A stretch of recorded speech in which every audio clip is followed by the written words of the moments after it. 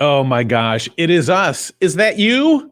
It is us. Glad you're with us here on another edition of Growing Bolder. Now, that music that we run is worth everything. Gets me going during the day, feeling a little quiet, feeling a little down today. But man, I hear that 1 minute warning music, and man, we're fired up and ready to go. What a great week. What an interesting week it was, huh? Phil Mickelson winning the Masters at the age of 50. He's older than most of the caddies and the marshals there that hold up the quiet signs. Man, that was a great thing, wasn't it? And it made the headlines everywhere, but there were other great things that happened that did not make the headlines. And I'm going to tell you about some of those. But first, we want to welcome everybody who's watching us on Facebook, Twitch, and YouTube. If you're watching us on Facebook, yep, you are the old guard. You guys are where we started. If you're on Twitch, there are a lot of great things happening here. So if you're on one of the other platforms, maybe take a look at what the other ones are doing too, because there's some pretty cool stuff there. The Growing Bolder is doing on Twitch that you might dig, you might like. If you are on Twitch, click follow, and that way every time we pop on with something, you'll be notified. Technology can be a fantastic thing if it's in the hands of people who are using it for forces of good instead of evil. Bill, what were some of those headlines you were talking about? Yeah, there were some great things that happened this week that did not make the headlines, and we thought you'd like to know about a few of them, so here we go. Here's one that proves that it's never too late. A man who lost his wedding ring doing yard work in his parents' backyard 55 years ago got it back. He says he searched for it for years. He kind of knew where he lost it, tried to find it for years, even though when he sold the house, he told the new homeowners about it, and at long last, they found it and returned it to him 55 years after it was lost. Here's another one about refusing to accept your limitations. You know what burpees are, don't you? Those are the exercise you do where you start standing, you squat down, feet out back, you do a push-up, then you pop up and do it again. Well, get this. There was a new Guinness World Record set for doing 30 burpees in a minute by a 46-year-old who has Parkinson's disease. He said he wanted to prove to people that just because you have a disorder, especially a brain disorder, it is still possible to do the unexpected, to achieve goals, and to do things that nobody thinks is possible. I love that one. That's pretty cool. This one, I don't think has any redeeming value at all, but it's another Guinness record, this time set by a man in Idaho. And he did something at least we could all try this one at home. I don't know, a couple of burpees, and I think I'd be on the couch for a week. But this one you could do. He balanced a pool cue on his forehead for 2 hours, 16 minutes, and 20 seconds. Now, before you go off and trying to give this a try, they asked him what the biggest obstacle was to setting the record. And he says, quote, "About after 15 minutes, it gets to be a real pain in the neck." So there you go. No pain, no gain in this world. Some of the things that happened this week that you might have missed. Well, coming up in just a couple of minutes, we are going to meet an amazing woman, Angel Cornelius. Wow, she really, I think she's going to amaze us all. She changed her entire life at the age of 60, all because she believed that products for people with silver hair like hers don't work. And hey, you can gripe about things in life or you can do something about them. So she started researching, she started Googling and experimenting in her kitchen. She wanted to find a plant-based product that was safe, that worked, and that made a difference. And she thought she would figure it out herself. Well, wait until you hear what happened. And she's so personable and enthusiastic. I think you're just going to love her. Angel Cornelius in just a moment. But first, something new, something a little different, something we wanted to do to show you how grateful we are that you drop by and watch this program. A little recognition for our followers. Each week, we plan to thank our bold souls. Well, what's a bold soul? Well, it's a member of our community that shows us what it means to them to be growing bolder. And here's an example. Our very first bold soul is watching right now along with us. She is Patricia Bishop. First of all, Patricia almost never misses a Growing Bolder Now episode. In fact, we get worried if we don't see her name in the Who's On column, but she's always there. And it's great to see her. Always comments, always participates. She is positive, uplifting, sharp, and insightful. And we asked her if she has any advice on how to start growing bolder. And here's what she says: keep your independence for as long as you can. She says you can listen to advice from others, but make sure you do what you feel is best for you. Patricia, you hit the nail on the head. That's exactly the way it should be. And advice, man, it's a great thing. The more ideas, thoughts, and information that you have, the better decisions we all make. Just remember that in the end, the final decision is up to you. A little bit about Patricia.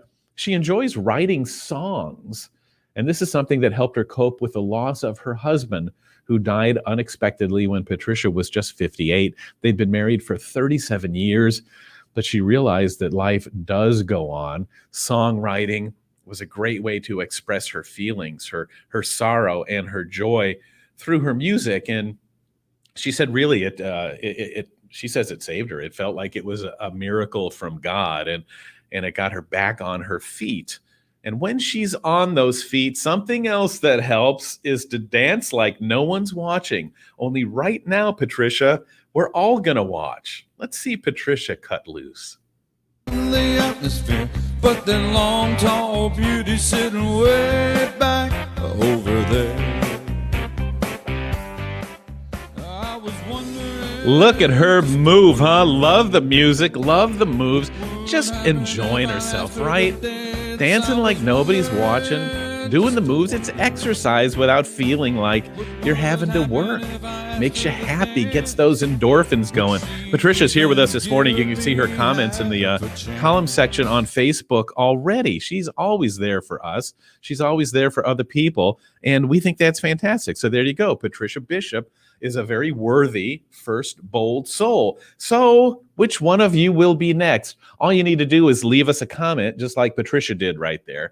Leave us a comment now and just tell us how you're growing bolder. We're not looking for any big, profound thing like running marathons or, you found a way to cure several diseases or anything. It could be anything. It could be, the things that you cook in the kitchen. It could be things you like to, certain music you like to listen to. It could be exercises you do or friends that you get together with every once in a while. Just kind of throw something fun. Do you play the piano? Maybe that's it for you. Patricia told us that she took up songwriting to overcome the loss of her husband, and dance helped her kick it to another level. And so many times, the things that make us grow bolder are mechanisms that we turn to when we're going through struggles, when we're trying to overcome something. So let us know right here, right now, and we'll take it from there. You could be our next bold soul. All right, don't forget, all new episodes of Growing Bolder are airing on PBS TV stations across the country. For many stations, especially those in Florida, we're up to the 4th new episode, and this is a really good one too. This features a look back at one of the stories that got millions of views online for Growing Bolder. It really helped kickstart us. I want to give you a sneak peek here of a story of a love between a lady and her car, as told by Mark Middleton. This is Chariot. And this is Rachel. They've been together 43 years. Chariot has lasted much longer than any of Rachel's 3 husbands. But she's never lied to me, never cheated on me, and I can always depend on her. Rachel is 89. Chariot is a 1964 Mercury Comet Caliente hot. I've had her up to 120. Rachel is the original owner and has put every one of the over 540,000 miles on Chariot's original engine. How much did you pay for it? $32.89, all deluxe, power steering, automatic transmission, air conditioning. Like a proud parent, she's documented every milestone, every birthday. This is Chariot's 30th birthday party and every checkup. So this is a 6,000-mile checkup, $13. Wow. I wouldn't buy a gasket. Rachel knew early on that she'd keep Chariot for a long time. So, whenever possible, she bought parts with lifetime warranties. This was the 5th Midas muffler, lifetime guaranteed. I've had 7. This is the shocks from Sears, and I've had 3 sets.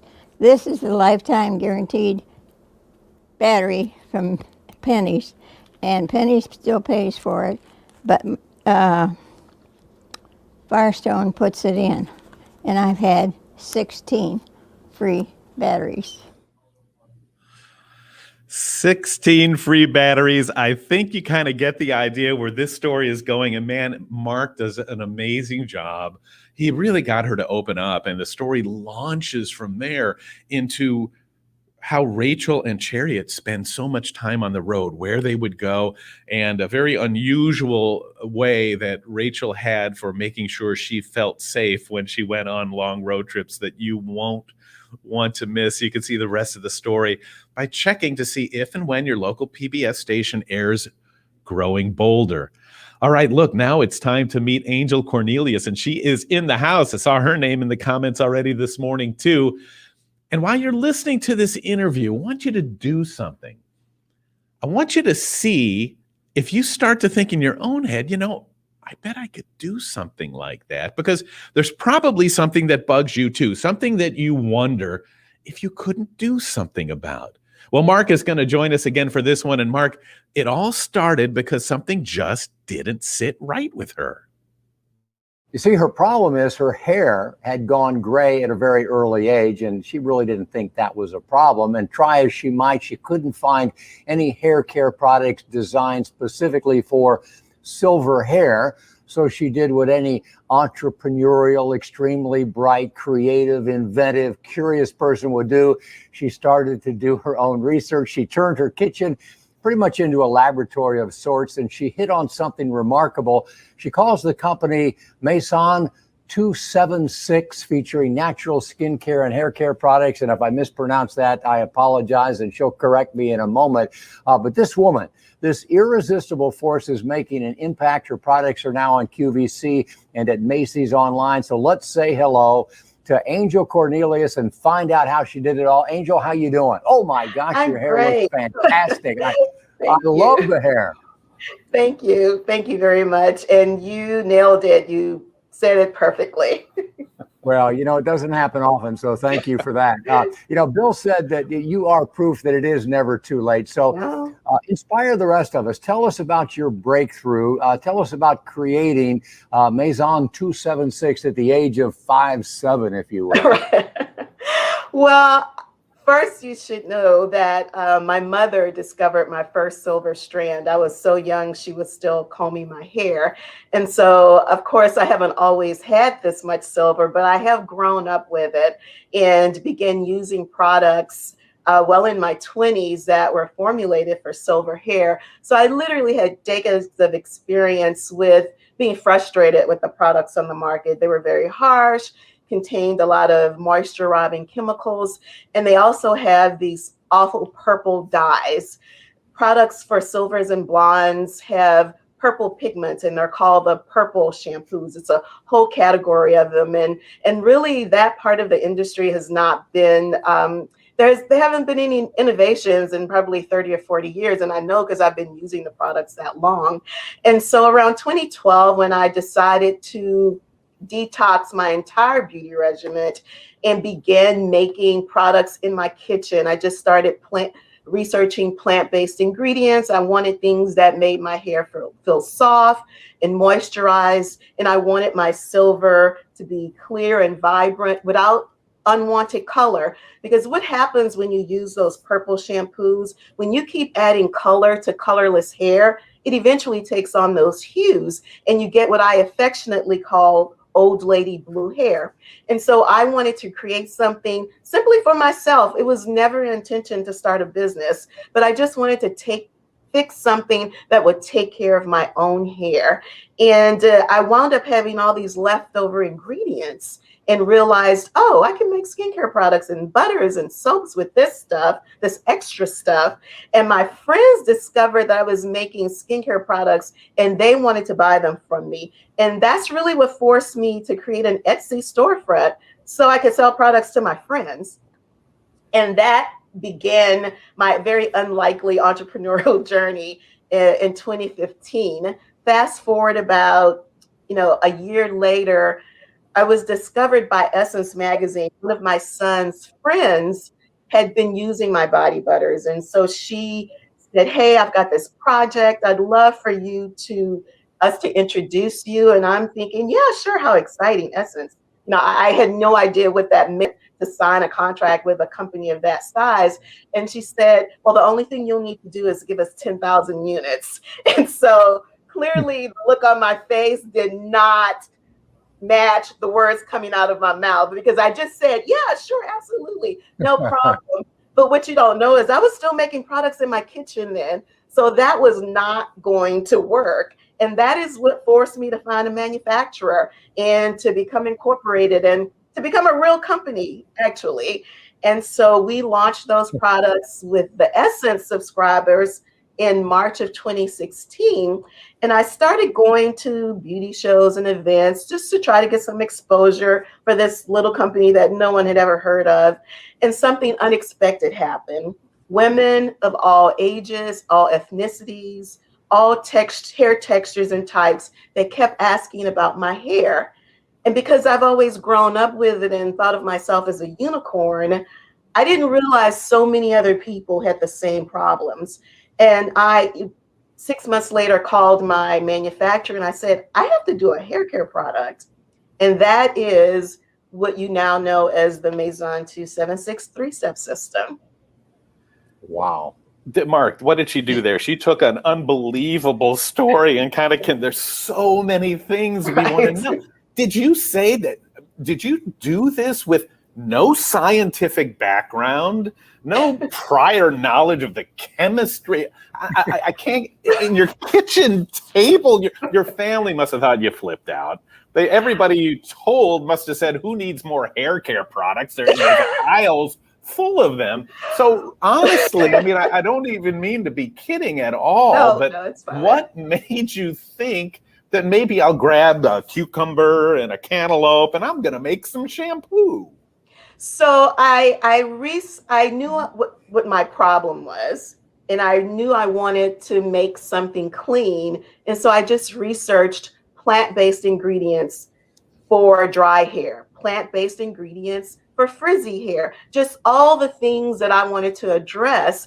And so some very common ingredients came up, things that most people have heard of: coconut oil, shea butter, jojoba, olive oil, vitamin E, beeswax. All of those are they're very commonly known natural ingredients. And those things work. Now, there were hundreds of iterations. I have this little black book that I call my little black book of failures, because I took copious notes of everything that worked and everything that didn't work, the things that I liked, the things that I didn't like, not just from a texture, also from fragrances. I would be mixing fragrances. It, like I said, initially was all just for my own personal use. And I always loved science as a child. And in fact, my first major when I went to college was actually biology. But in terms of seeing science as a career, no, I did not. And while my friends loved my products, I'm sure many of them, some of whom had actually already begun the retirement process, I'm sure many of them to themselves thought, what in the world is Angel doing? But to their credit, they never said that. I have a very, very supportive and amazing community that has really encouraged me along the way. But what you should know is that I didn't quit my job. Like when we signed the Essence contract, I was still working.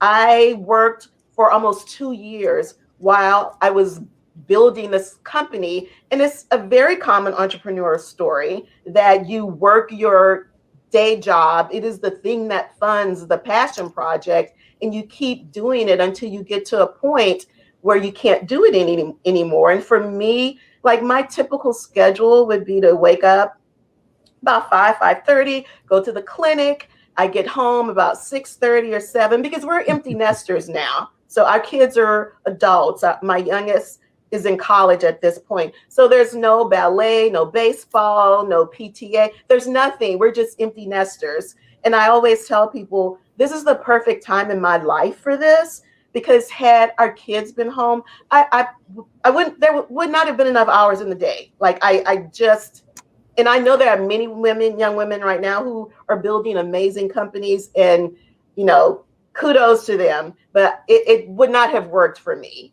And so this was the perfect time to just dive into this 100%. And I would work until, you know, 1 or 2 in the morning, get a few hours sleep and wake up and do it all over again. And I did that for almost 2 years. And I told myself, when my day job inhibits the growth of the company, then that's when I will know it's time to take a leap of faith. And that is exactly what it was. It was a huge leap of faith. Wow. You know, it's too bad you don't have any energy, to get this done. Folks, we're talking with Angel Cornelius. We're talking about her hair. Really, we're talking about a whole lot more than that. And Angel, you said that you are a unicorn.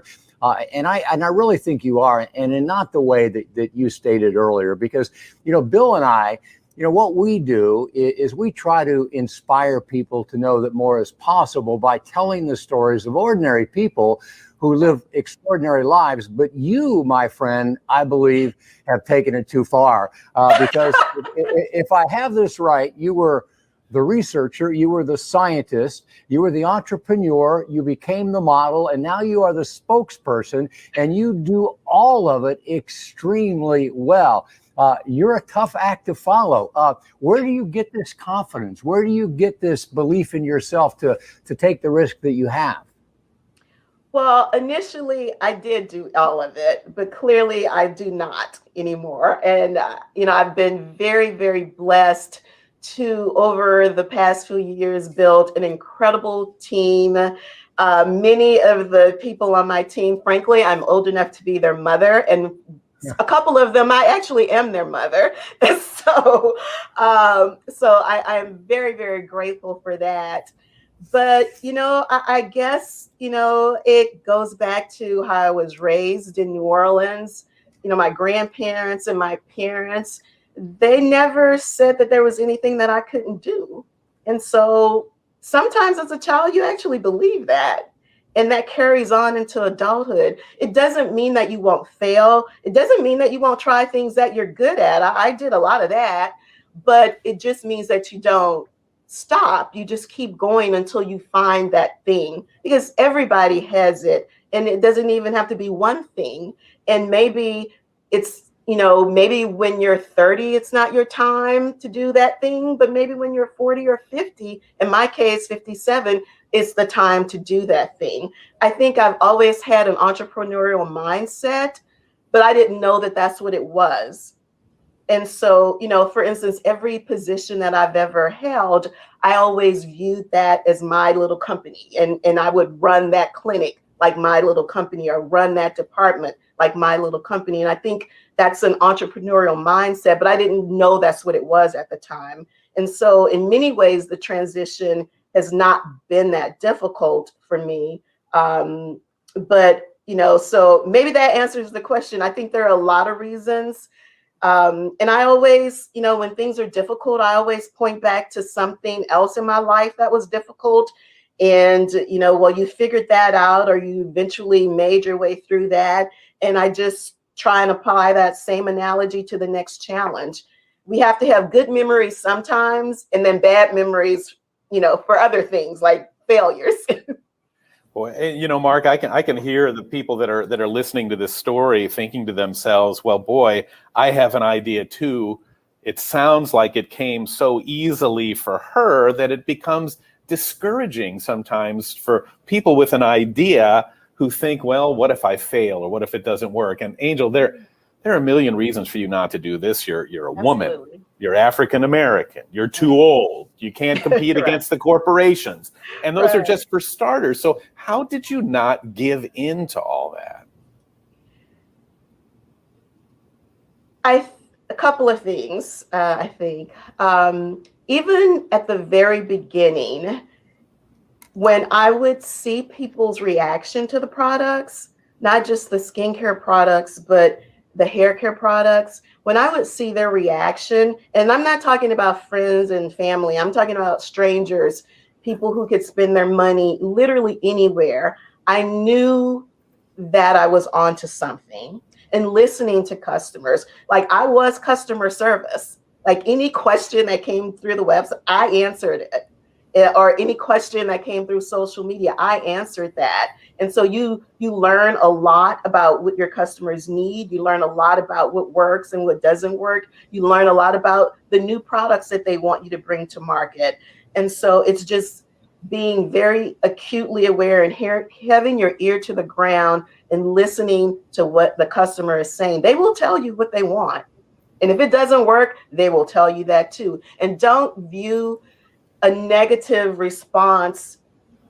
I mean, of course you take it personally. I still take them personally. I want everything to be 5 stars, but listen for what the customer is saying in that message, because there's a lot to learn. And don't be afraid to speak to a customer who maybe did not have a good experience. For me, it's an opportunity to educate them about the product, because in many instances, it's a lot different than anything they've used before. Or it's an opportunity for me to learn more about the challenge she's trying to overcome, and then walk her through some other solutions that might not be, what she read on the label or what someone else's experience might have been in a customer review or post on social media.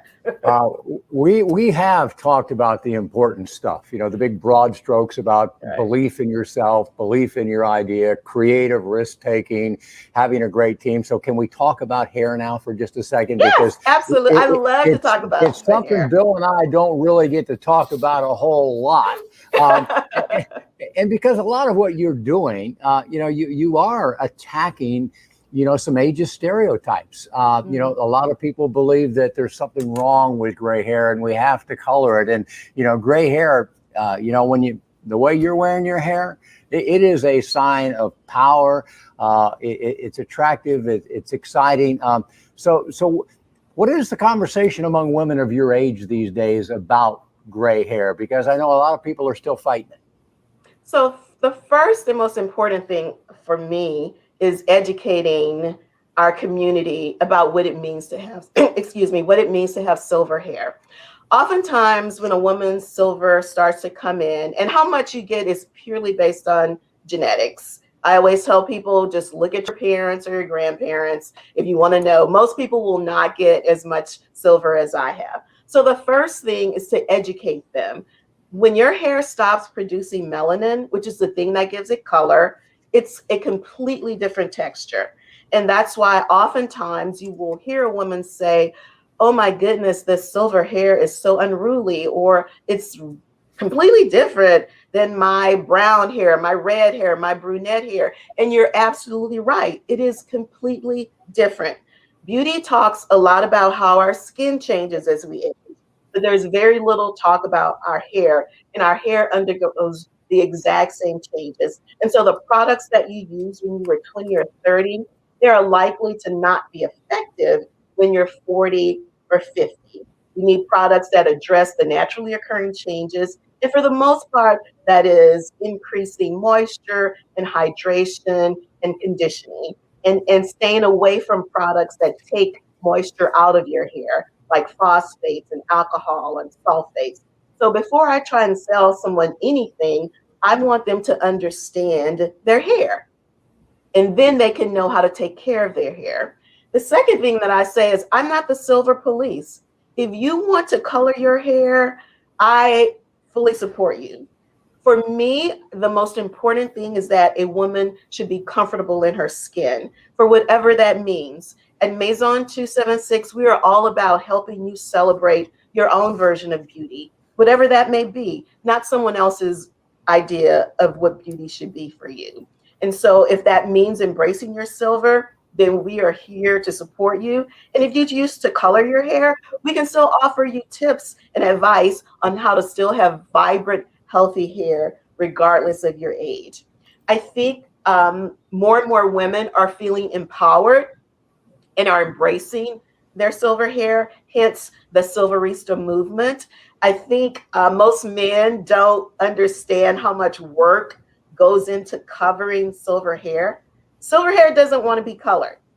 And so you have to apply color constantly. It is constant and ongoing. And I'm not talking like monthly, I'm talking like weekly. it is so much work. And so a lot of women are just deciding, I don't want to do that anymore. I'm perfectly fine. And social media has really helped with that, because women are starting to see other women, not just myself. There are millions of women on social media now who are very proud to show their silver hair. And there are a lot of different ages. Like, I used to think I was a unicorn because I was in my 20s and 30s and I had silver hair. Turns out there are a lot of women who gray prematurely. And maybe it's not premature. Maybe that's just the way it is. But social media has certainly shown women what it could be, and that it doesn't mean that you're old or, you don't have a vibrant and full life.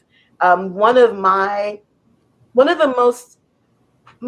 the proudest things that I feel about Maison 276 is it's not just the products. It is changing the narrative as it relates to aging, particularly as it relates to women aging.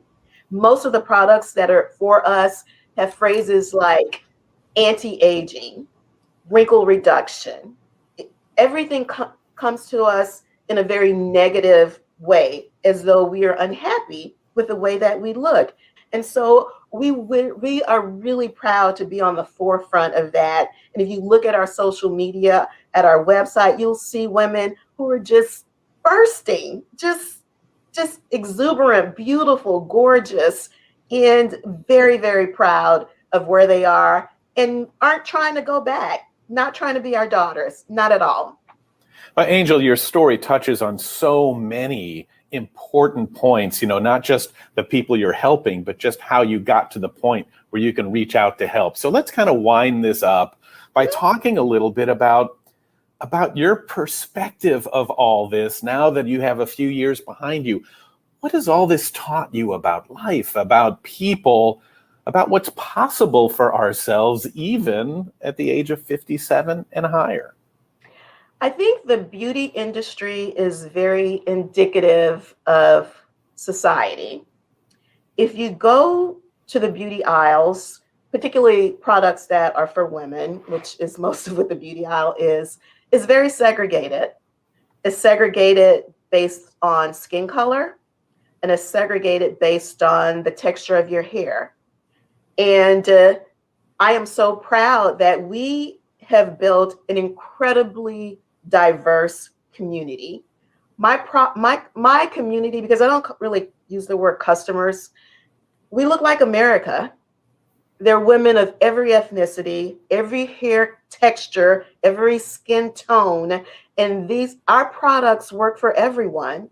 And I think that is just in a very simple way of showing that it is possible to create a warm, cohesive, diverse community that celebrates everyone and doesn't consider anyone's type better than the other. We're just all celebrating our own version of beauty. And so, I am really excited that in my way and, through my company, I'm able to illustrate that. And I hope that it is something that other companies can build on, and then the society in general. So that's my takeaway. And, yes, obviously I am a founder of color. I'm a woman of color, but our brand includes everyone. And if you, again, look at any of our media, any of our, promotional, you will see yourself. My goal, and it has always been my goal, whether I was selling 10 products or 10,000 or 10 million, like when you come to Maison 276, you are represented. You see yourself. Well, with your spirit, your attitude, and your inspiration, Angel, you are really something that we can all get behind. We love what you stand for. We love what your product's all about. And mostly we love the heart that's behind it all.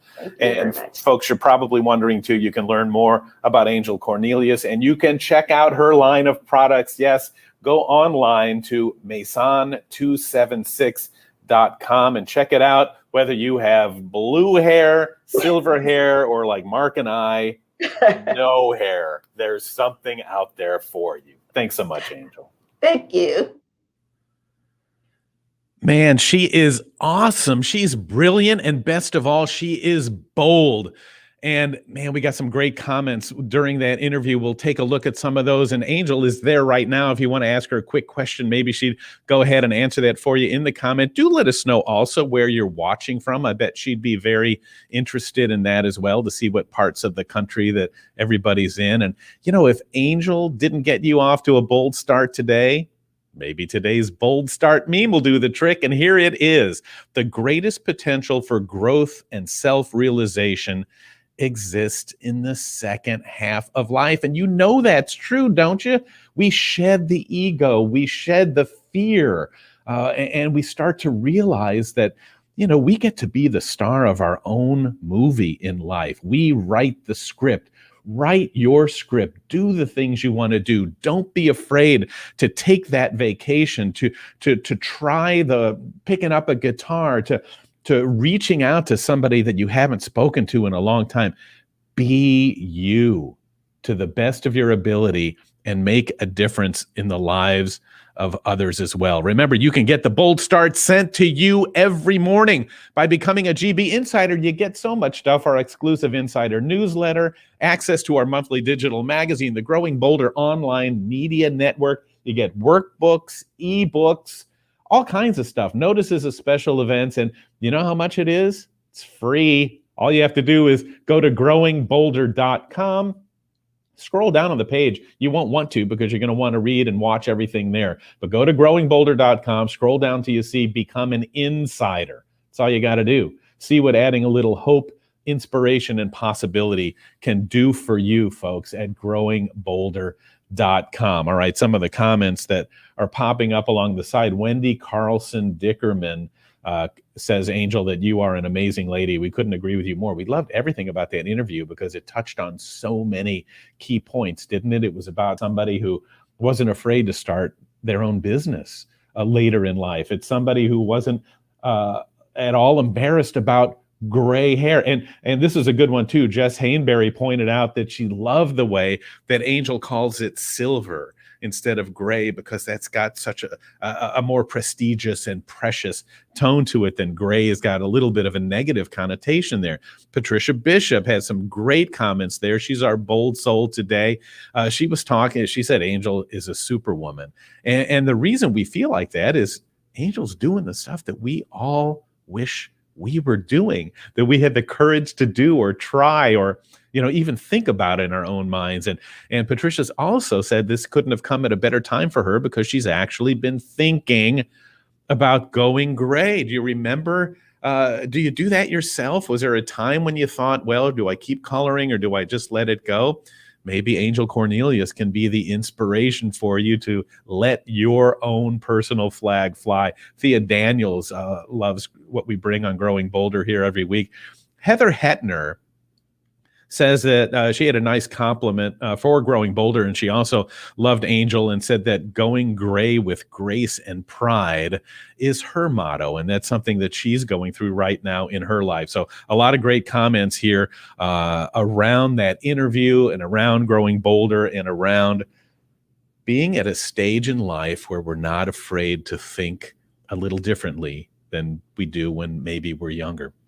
All right, that's going to do it for now. Oh, hey, it's a 3-day weekend this weekend. Don't forget, this weekend we commemorate Memorial Day. Probably especially important this year that we take at least a moment or two to remember, say a prayer, or express our gratitude to the many who have given their lives for our freedom and the many who served who are no longer with us. The life that we enjoy today, as you know, was built on the backs of so many selfless, courageous, and dedicated service people. So let's pay it forward. Let's do something to make a difference in somebody else's life, because that's Growing Bolder. I'm Bill Schaefer. Thanks for watching.